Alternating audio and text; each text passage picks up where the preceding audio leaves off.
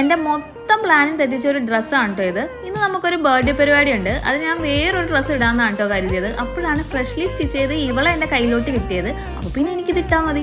കണ്ടപ്പോൾ തന്നെ ഞാൻ ഡാഫോഡിൽ നിന്നാണ് കേട്ടോ പേരിട്ടത്. എനിക്കെന്തോ അങ്ങനെ ഇടാനാണ് തോന്നിയേ.